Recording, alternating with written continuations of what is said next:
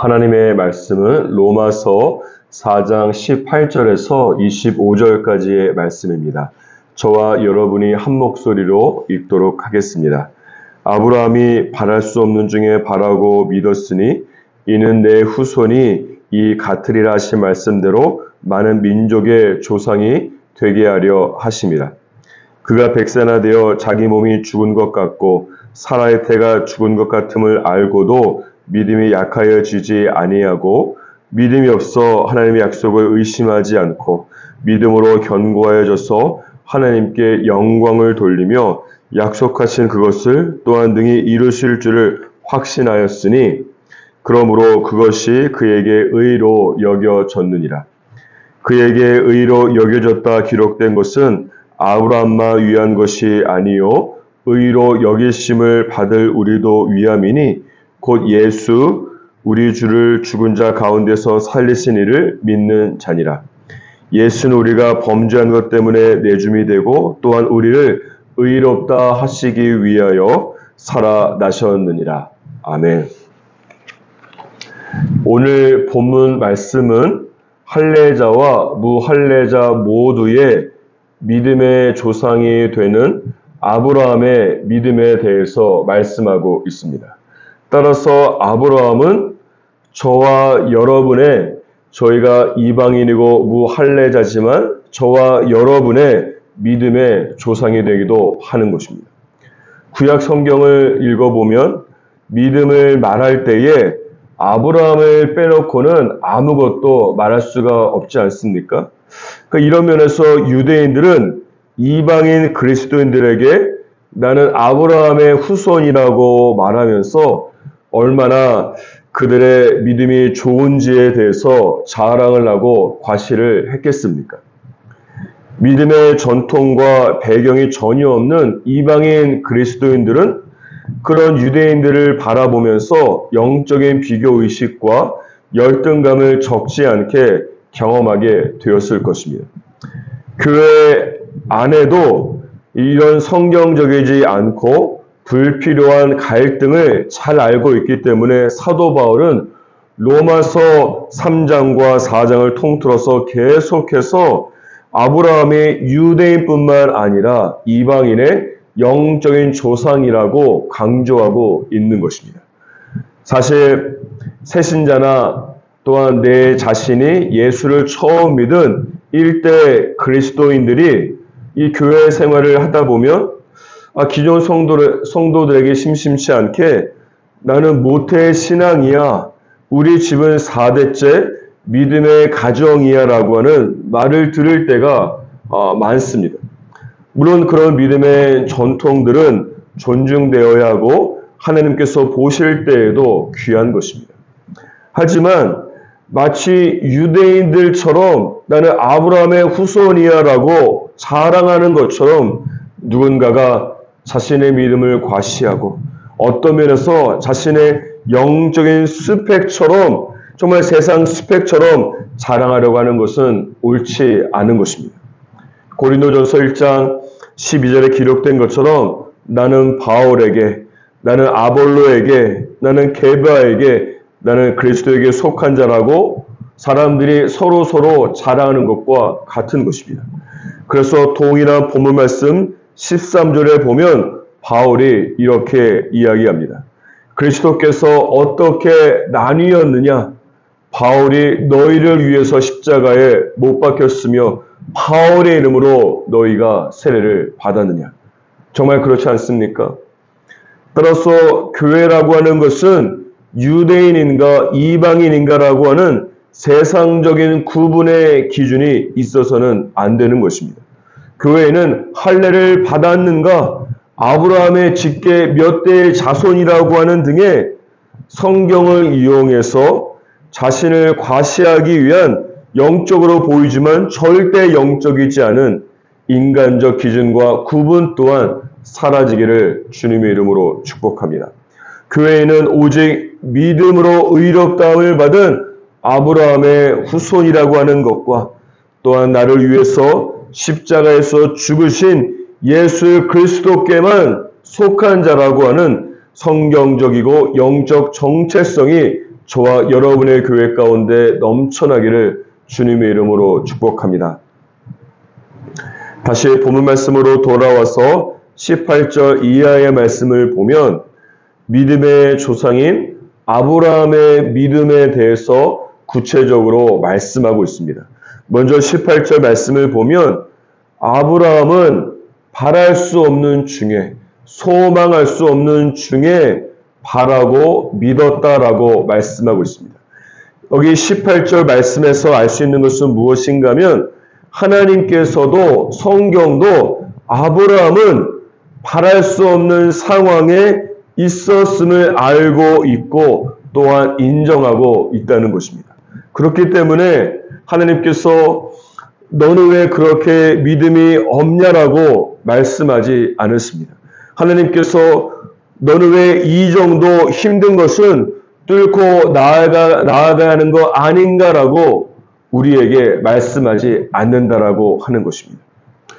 아브라함이 바랄 수 없는 상황에 있었던 이유는 무엇인가 하면 19절 말씀을 보시면 아브라함은 그의 나이가 100세나 되어서 자기 몸이 죽은 것 같았고 또한 아브라함의 아내인 사라도 여자로서 출산할 수 있는 태가 죽은 것 같았기 때문입니다. 이것을 과학적으로는 불가능이라고 말하고 의학적으로는 임신 불가, 불림이라고 진단을 하는 것입니다. 그런데 19절 중반부에 보십시오. 알고도 라고 하는 동사가 기록이 되어 있습니다. 이것을 영어 성경으로 보면 face the fact라고 해서 사실을 직면했다라고 번역하고 있습니다. 즉 아브라함과 사라 두 사람은 그들이 아기를 낳을 수 없다라고 하는 엄연한 사실을 직면했다라고 하는 것입니다. 그럼에도 불구하고 19절 후반부에서 21절까지의 말씀을 보면 아브라함은 믿음으로 하나님의 약속을 의심하지 않았고 하나님께서 약속하신 것을 능히 이루실 줄을 확신했다고 말씀하고 있습니다. 이 대목에서 믿음의 세 단계가 무엇인지 잘 발견할 수 있습니다. 첫 번째 단계는 믿음이라고 하는 것은 현실을 회피하는 것이 절대 아닙니다. 믿음은 현실을 정확히 있는 그대로 바라보고 직면하는 것입니다. 보통 믿음이라고 말하면 지금 나에게 벌어지고 있는 일을 잘 받아들이지 않고 그냥 막연하게 잘 될 거야, 막연하게 시간이 가면 주님께서 역사하실 것이라고 믿는 것이라고 여러분 생각하지 않습니까?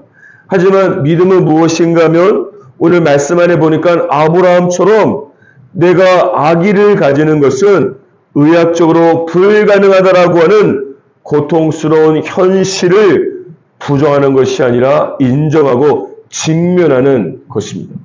믿음의 두 번째 단계는 무엇인가 하면 지금 당장 내 눈앞에 벌어지는 절망스러운 이 불임의 현실과 나에게 펼쳐질 소망을 말씀하시는 하나님의 말씀과의 충돌의 상황이 두 번째 단계입니다. 따라서 믿음의 경주를 하게 되면 하나님의 말씀과 반대되는 상황이 벌어질 수 있음을 우리가 알 수 있습니다. 이때 중요한 것은 내 믿음이 잘못되어서 그런가? 내가 하나님의 음성을 잘못 들었나라고 생각하고 절대 좌절하면 안 됩니다. 지금 하나님의 말씀과 충돌되는 현실 상황이 일어나고 있는 것은 믿음의 경주에서 영적인 마의 구간을 지나가고 있는 것입니다. 이 단계가 수많은 사람들이 믿음을 시작했지만 바로 이 단계에서 믿음을 포기하는 구간이기도 합니다. 너무 힘들기 때문에 그런 것입니다. 나의 현실과 말씀이 충돌되는 상황을 견딜 수가 없는 것입니다. 하지만 이런 마의 구간을 지나가게 된다면 그때는 내 안에 있는 모든 인간적 믿음의 요소가 모두 제거되고 오직 하나님의 말씀을 순수하게 믿는 순전한 나도와 같은 순전한 믿음만 남게 되는 것입니다. 세 번째 단계는 현실과 말씀이 충돌하고 있을 때에 그럼에도 불구하고 하나님께서 약속하신 것을 붙잡는 것이 믿음의 세 번째 단계입니다. 내 자신의 불가능한 현실을 직면하고 직시하고 그럼에도 불구하고 현실을 뛰어넘어서 역사하시는 초월적 하나님의 능력을 바라보는 단계가 되는 것입니다. 이것이 아브라함이 가지고 있던 믿음이고 저와 여러분의 믿음이 되기를 주님의 이름으로 축복합니다. 이런 아브라함의 믿음 때문에 22절에 보시면 하나님께서 이런 아브라함의 믿음을 의로 여겼다라고 말씀하고 있는 것입니다. 어쩌면 이 말씀을 듣고 있는 여러분이 믿음의 경주에서 영적의 마의 구간에 있을 수 있습니다. 너무 힘들어서 숨이 헐떡이고 다리에 힘이 풀려서 더 이상 앞으로 나아갈 힘이 없고 주저앉아 버리고 있는 것은 아닙니까? 그냥 포기해 버릴까라고 생각하는 순간이 있는 것은 아닙니까? 이때 마의 구간을 통과할 수 있는 유일한 방법은 믿음밖에 없습니다.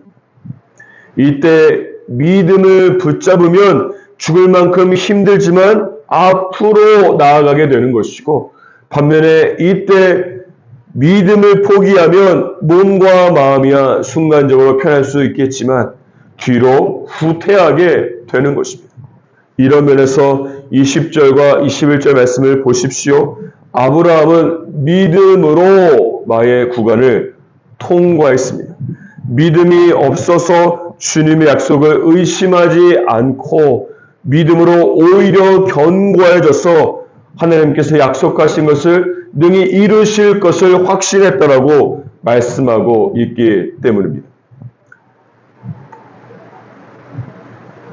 저와 여러분은 아브라함의 후손인 것을 자랑하지 않고 아브라함의 믿음을 전수받은 후손이 되는 것으로 자랑하시기를 주님의 이름으로 축복합니다. 그러기 위해서 저희가 가장 먼저 할 것은 무엇인가 하면 24절 이하에 보면 두 가지입니다.